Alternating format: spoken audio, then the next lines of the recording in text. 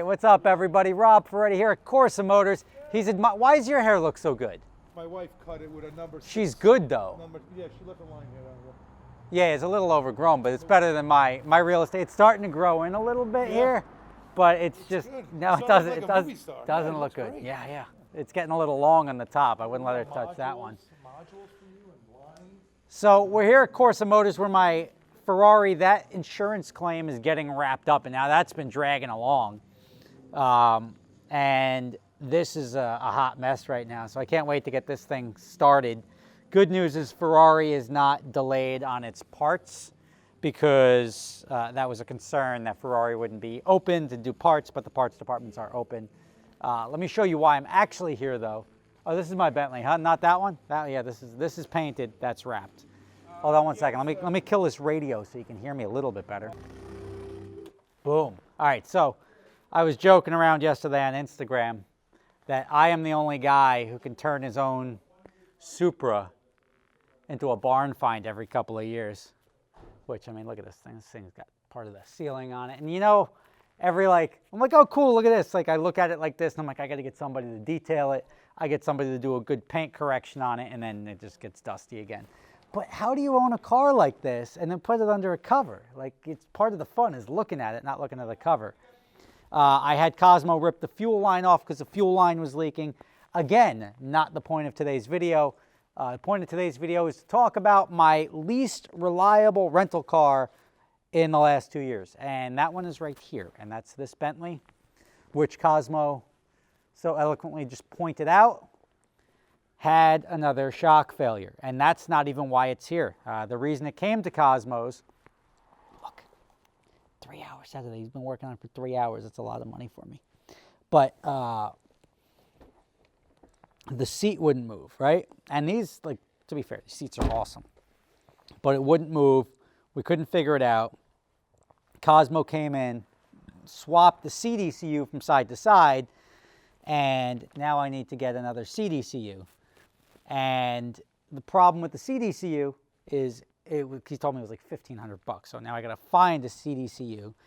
Otherwise, the only stuff I've had go wrong on this car, I had this switch for the windows, and this is, again, most of the cars are fairly reliable. This is the only one that's been consistently giving me issues. The now CDCU, and I had to replace both front shocks at one point in time. Then I had to replace this one again because it failed again, and now I got to figure out why it dropped again. It's probably another one of these front shocks that has to be replaced again. The airbag shocks, they make it drive real nice, but they're not as reliable as they should be. And I don't know why. The good thing is that once you replace it, it's under warranty, so I just have to keep going through the labor of taking it on and off, but they shouldn't be leaking, and I gotta deal with them on that. But let me find that CDCU and my fuel line. Stand by. A lot of white cars in here. White car, white Lambo, white Bentley, white Maserati, white Urus. Still waiting for Cosmo to make a deal. This whole coronavirus thing really got in the way of me copping one of these. And again, I'm feeling the Bentley more so than the Rolls. I think the Bentley would handle nitrous a little bit better too. But if I can cop this thing for, like, I don't know, sub $3 grand, be all about it. I think this thing will clean up real nice. That's like, get a Larry Casilla on that. CBA detailing, and that thing will be looking nice. More white cars. Now, since the gyms have been closed because of all this coronavirus stuff, I come to Corsa Motors here to work out, and they were nice enough to put this stack together for me. And I just, I use flywheels to add because I ran out of 25s. And so I got 25s on each side. Then I put an engine here, and then I bench press this whole thing. Yeah, prison workout proper. But let me see if I can find this while I'm digging around here. Usually the parts go in the trunk. Nope. Boot closed. Let me show you what $1,500 looks like, and then you guys can help me find what I need. Because Bentley, I can, Lambo, Ferrari, like, I can scoop up parts like that all the time. Nope. see, maybe it's under this fluffy floor mat. Look how fluffy these floor mats are. Like, it's taller than my hand.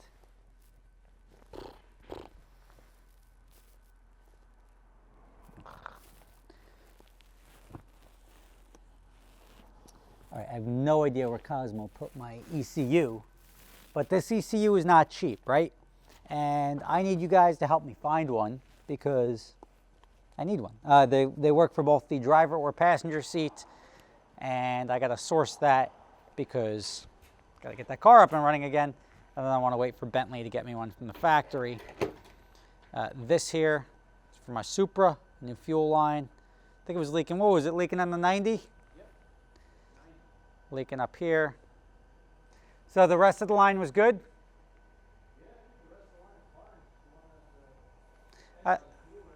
I think I may even have another 90, but I got to get that fixed so I can get the Supra finalized, up and running.